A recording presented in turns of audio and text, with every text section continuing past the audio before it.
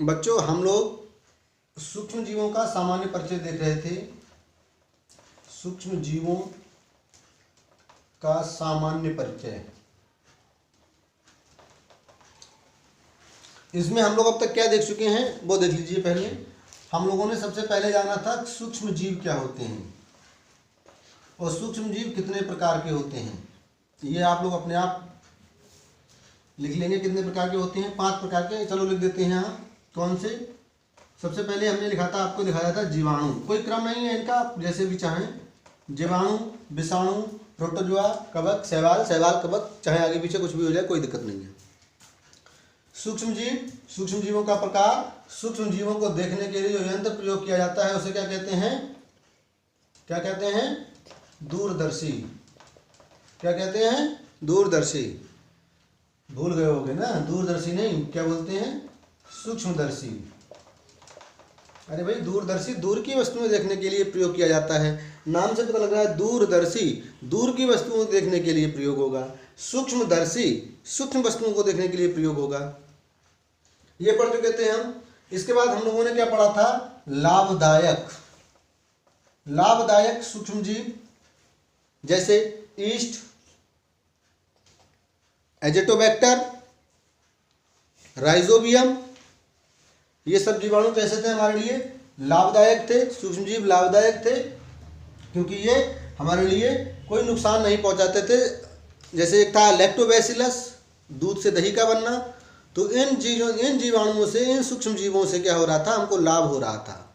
तो ये लाभदायक सूक्ष्म जीव। इसके बाद हमने देखा था हानिकारक सूक्ष्म जीव।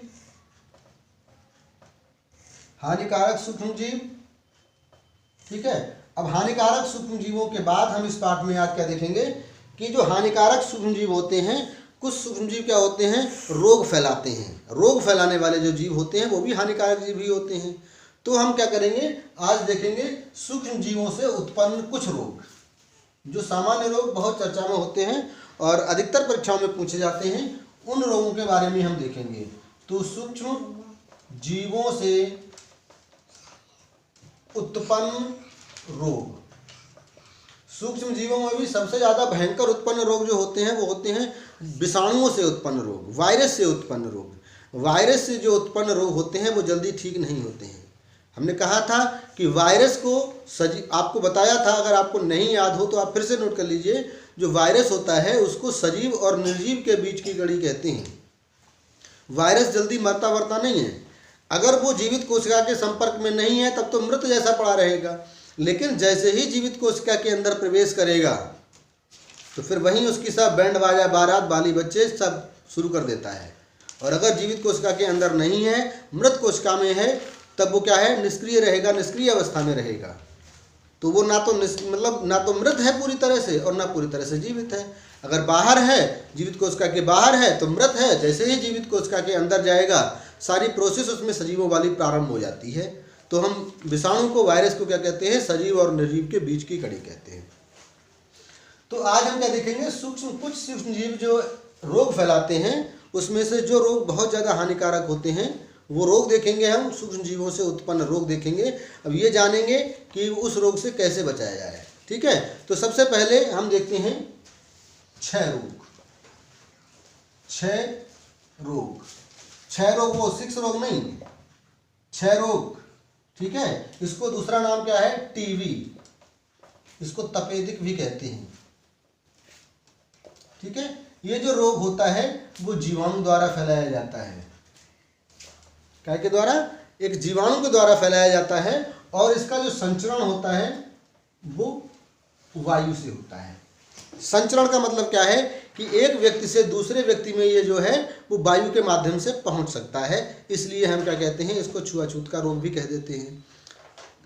एक व्यक्ति से दूसरे व्यक्ति में कैसे जाएगा भाई? वैसे ये रोग जो होता है फेफड़ों का रोग होता है, फेफड़ों का।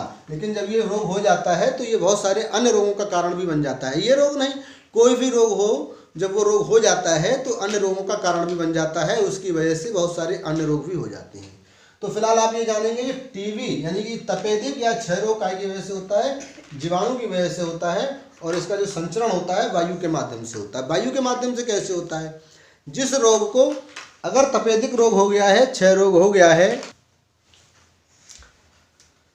जिस व्यक्ति को क्या होता है तपेदिक या टीबी रोग हो जाता है, और जब वो खांसता है तो खांसी के साथ, छींक के साथ क्या होता है, पानी की कुछ बूंदें वायुमंडल में मिक्स हो जाती हैं, और जिसमें क्या होता है लाखों जीवाणु होते हैं। टीबी के, तपेदिक के, क्षय रोग के लाखों जीवाणु होते हैं। वो क्या होता है, वो जीवाणु पानी की बूंदों के साथ क्या होता है वायु में फैल जाते हैं और कुछ देर तक सक्रिय अवस्था में रहते हैं। और जब वहीं उसी के आसपास कोई व्यक्ति सांस लेता है तो यही वायु क्या होती है, उस दूसरे वाले व्यक्ति के अंदर चली जाती है। ठीक है, इस व्यक्ति के अंदर चली जाएगी ये वाली वायु, यानी कि जब वायु अंदर जाएगी तो इसमें लाखों जीवाणु हैं, वो जीवाणु अंदर जाएंगे और ये जीवाणु फिर क्या करेंगे, दूसरे व्यक्ति को संक्रमित कर देते हैं। इसी तरह से ये वायु के माध्यम से तीसरे चौथे व्यक्ति में फैलता रहता है। तो नंबर 1 रोग हो गया हमारा क्षय रोग, जो कि कैसे फैलता है, जीवाणु से, और संचरण कैसे होता है इसका, वायु के माध्यम से होता है। दूसरा रोग देखते हैं हम लोग खसरा। दूसरा रोग देखते हैं खसरा। ये जो होता है ये विषाणु के माध्यम से फैलता है। ये से कौन फैलाता है, विषाणु फैलाता है, और इसको फैलाने वाला जो विषाणु होता है वो होता है मीजल्स। इस विषाणु का नाम होता है मीजल्स। मीजल्स नामक विषाणु खसरा फैलाता है, और इसका संचरण भी क्या होता है, वायु के माध्यम से होता है। वायु के माध्यम से कैसे, जैसे क्षय रोग का संचरण हो रहा था वैसे ही खसरे का संचरण होता है। तीसरा रोग है हमारा चिकन पॉक्स। चिकन पॉक्स ये तीसरा रोग है। इस रोग को जो फैलाने वाला होता है वो सूक्ष्म जीव जो होता है विषाणु। विषाणु मतलब वायरस। चिकन पॉक्स जो रोग होता है वो किसके फैलता है, विषाणु से फैलता है, और इसको जो फैलाने वाला विषाणु होता है उसे कहते हैं वेरिसेला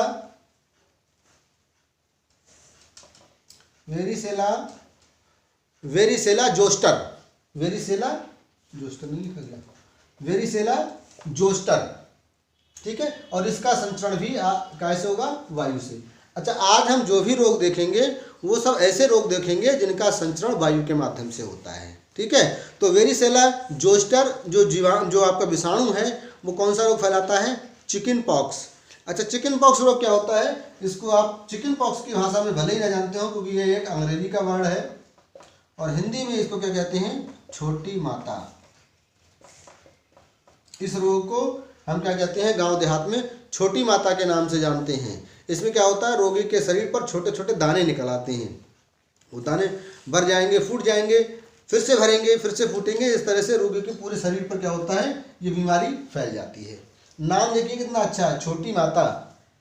कोई माता ऐसी होगी जो अपने बच्चों को परेशान करना चाहेगी, शायद ही कोई माता ऐसी हो, वरना कोई माता ऐसी नहीं होगी जो अपने बच्चे को परेशान करना चाहेगी। तो नाम छोटी माता होने से इसका मतलब ये नहीं है कि रोग अच्छा है। ये एक रोग है, छोटी माता इसको हम कहने लगे हैं, लेकिन इस रोग का नाम क्या है, चिकन पॉक्स, जो कि कैसे फैलता है, विषाणु से फैलता है। और इस रोग को फैलाने वाला विषाणु कौन सा है, वेरिसेला जोस्टर। इसका संचरण कैसे होता है, वायु के माध्यम से, जैसे टीबी का होता था। दूसरा हमारा अगला रोग है पोलियो। पोलियो, तो इस रोग के पहचान बताने के लिए तो आप सब जानते हैं, क्योंकि पोलियो पर बहुत हमारी सरकारों ने बहुत ज़्यादा इसको ख़त्म करने के लिए प्रयास किया है, और लगभग ये ख़त्म ही हो चुका है। पोलियो में क्या होता है, ये क्या होता है, रोग जो होता है बच्चों में होता है। उनकी मांसपेशियां कमज़ोर हो जाती हैं, मतलब एक तरह का विकलांगता होती है। ये हाथ पैर टेढ़े हो जाएंगे, चल नहीं पाएगा। ये बड़ों में नहीं होता है, अक्सर ये क्या होता है, बच्चों में ही होता है। इसलिए पोलियो की ड्रॉप, खुराक, इंजेक्शन वगैरह, वैक्सीन वगैरह भी दी जाती है। तो इस रोग को फैलाने वाला जो वायरस, जो सूक्ष्म जीव होता है, पोलियो को जो सूक्ष्म जीव फैलाता है वो कौन फैलाता है, विषाणु। इससे भी कौन फैलाता है, विषाणु फैलाता है। और ये जो कहाँ पाया जाता है विषाणु, ये मल में पाया जाता है। मल में पाए जाने वाले विषाणु की वजह से ये जो पोलियो फैलता है, और इसका संचरण भी कैसे होता है, वायु के माध्यम से होता है। ये भी वायु के माध्यम से एक रोगी से दूसरे रोगी तक पहुंच जाता है। तो आज हमने जो रोग देखे थे वो देखा था क्षय रोग, और क्षय रोग किसकी वजह से होता है, जीवाणु की वजह से। संचरण कैसे होता है, वायु से। दूसरा खसरा, खसरा विषाणु से होता है और जो विषाणु इसको फैलाता है उसका नाम था मीजल्स। इसका संचरण भी वायु के माध्यम से होता है। तीसरा था हमारा चिकन पॉक्स। चिकन पॉक्स विषाणु से होता है और इसको जो फैलाने वाला विषाणु है वो वेरिसेला जोस्टर, इसका संचरण भी वायु के माध्यम से होता है। पोलियो, एक बात और, चिकन पॉक्स को हम क्या, चिकन पॉक्स का दूसरा नाम क्या है? चिकन पॉक्स का दूसरा नाम छोटी माता है। अगला रोग था हमारा पोलियो।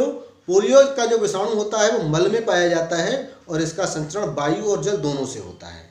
ठीक है, तो अब ये हमारे 4 रोग थे आज, और चारों रोग कैसे थे, इनका संचरण कैसे हो रहा था? वायु से हो रहा था। तो इनको क्या करना है, बचाने के लिए या इनके रोकथाम में क्या करना है, हमको रोगी व्यक्ति को अलग रखना है। बाकी जो परिवार के लोग हैं उनसे क्या करना है, रोगी व्यक्ति को अलग रखना है। क्यों अलग रखना है?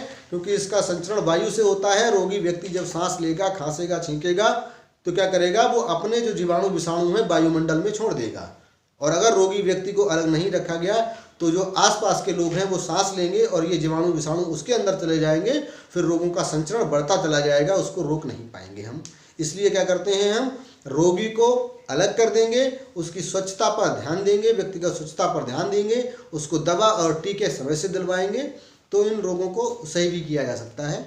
अच्छा, एक और रोग जो अभी बहुत तबाही मचाए हुए हैं वो तो रह गया, कोविड, कोरोना वायरस, कोरोना, ये तो रह गया। ये कैसे, ये भी विषाणु से होता है। ये कोविड-19, ये रोग का नाम है कोविड-19।